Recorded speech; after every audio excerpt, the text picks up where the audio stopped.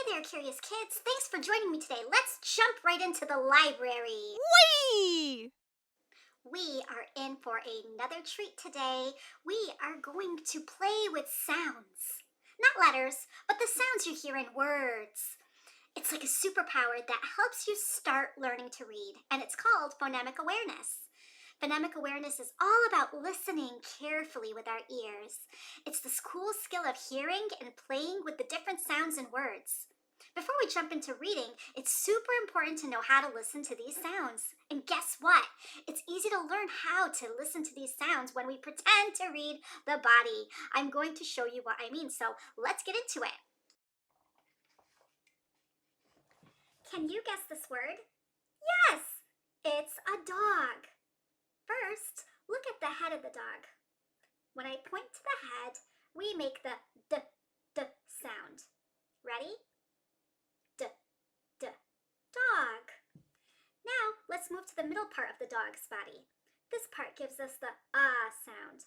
Let's try it. Now let's put it together. Da. We just have the tail end left. What do you hear at the end of dog? That's right, it's the g sound. So when I point to the tail, we say g. And we put all of it together, and what do we get? Dog. Great job. Let's try cat. When I point to the head of the cat, we say what we hear first, which is k. And then the middle is and if we put both of those sounds together, it sounds like ca. All we need is the tail. And what do you hear at the end of cat? T. That's right, t. So if we put the whole word together, it sounds like cat. Very good. Now, we don't always need to work with animals. We can also work with an object. Let's try this. Do you know what this is called? It's a mop. Very good. So what do we hear at the beginning of mop? And what do we hear in the middle? Ah. So if we put the beginning and the middle together, we get ma. And then we just need to think of the last one. The last sound is p. Mop.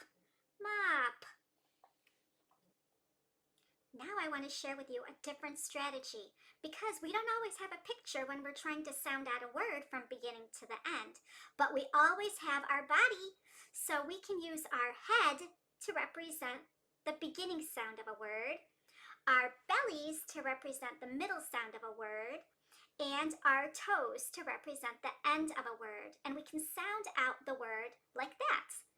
Let's try pan. What do we hear in the beginning? P. Touch your head. P. And then what do we hear in the middle? Touch your belly. And touch your toes, and let's do the last sound. And now we touch our head again, and we say p, belly, toes, pan. Good job. Now let's do a few more together. Do you know what this is called? Jam. That's right, jam.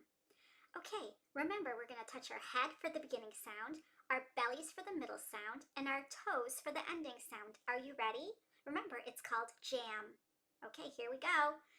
Ch. Jam.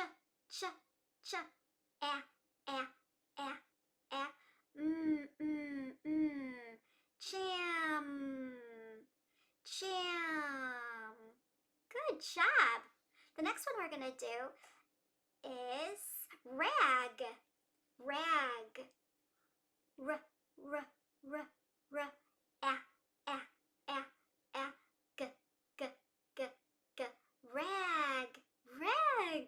Very good. You are getting this. You're becoming a sound master. Remember, practicing these sounds helps you get ready to read all by yourself. Try this game with other words and keep listening for those sounds. Did you enjoy learning about taking apart sounds like we did in this video? Subscribe to our channel for more fun learning activities and share it with friends who also want to learn to read. See you next time, and remember, stay curious, kids!